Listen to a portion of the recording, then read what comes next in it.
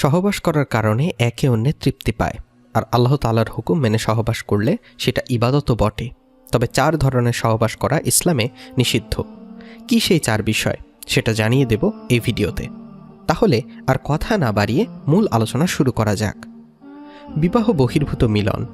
এই বিবাহ বহির্ভূত মিলনের কারণে syphilis, gonorrhoea, chlamydia, moniliasis, trichomoniasis, bacterial vaginosis, genital herpes, genital warts প্রভৃতি সমস্যা আর তাদের কমপ্লিকেশন তো আছেই।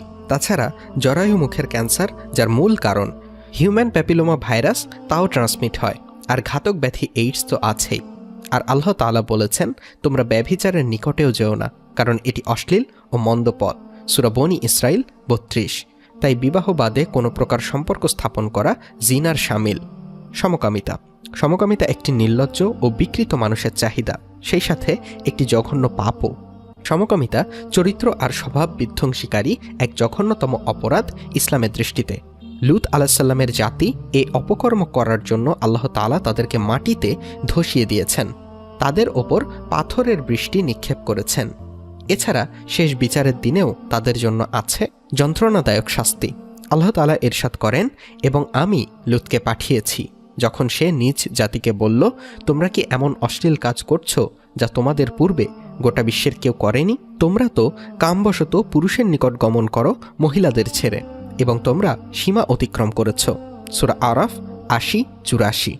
এনাল মিলন বা পায়ু সঙ্গম আরও একটি জঘন্য ও রুচিহীন কাজ। এই পায়ু সঙ্গম অনেক রকম মাইক্রো অর্গানিজম দিয়ে পূর্ণ আনহাইজেনিক সেক্সুয়াল ইন্টারকোর্সের কারণে ফিমেল পার্টনার ভয়াবহ রকমের পিআইডিতে আক্রান্ত হয়ে যায়। অ্যানাল ফিসার, পাইলস হওয়ার ঝুঁকি বাড়ে। অ্যানাল স্ফিংটারের স্বাভাবিক কার্যক্ষমতা নষ্ট হয়।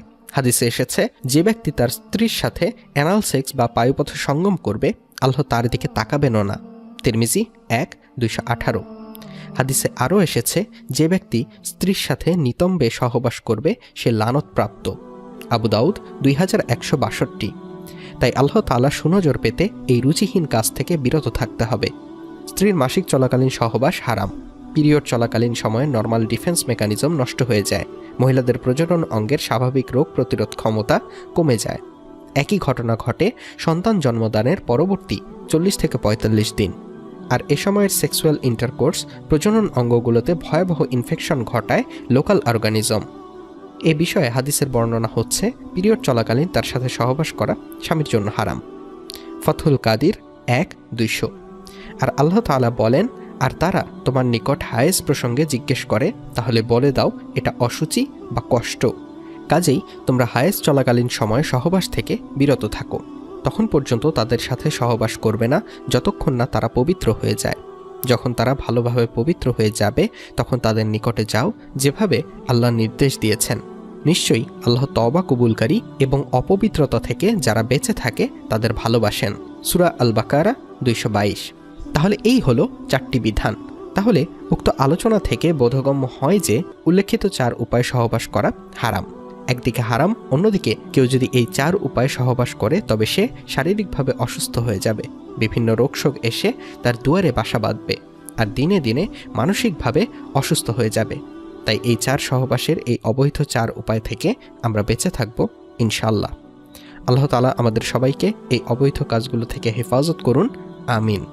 প্রিয় আলোর পথের যাত্রীবৃন্দ, আমাদের আজকের এই অতি গুরুত্বপূর্ণ আলোচনা কেমন লাগলো তা জানিয়ে দিতে পারেন আমাদের কমেন্ট বক্সে। যদি ভিডিওটি আপনার ভালো লেগে থাকে তবে একটি লাইক দিন এবং যত পারেন শেয়ার করে নিষিদ্ধ 4 উপায় সহবাসের কুফল সবাইকে জানিয়ে সওয়াবের অংশের ভাগীদারি হতে পারেন। আজকের ভিডিও এই পর্যন্তই। পরবর্তীতে অন্য কোনো বিষয় নিয়ে হাজির হব আপনাদের সামনে ইনশাআল্লাহ। ততক্ষণ আল্লাহ সুবহানাহু ওয়া তাআলা সকলকে ভালো রাখুক, সুস্থ রাখুক। এতক্ষণ আমাদের সাথে থাকার জন্য অনেক অনেক ধন্যবাদ। আল্লাহ হাফেজ।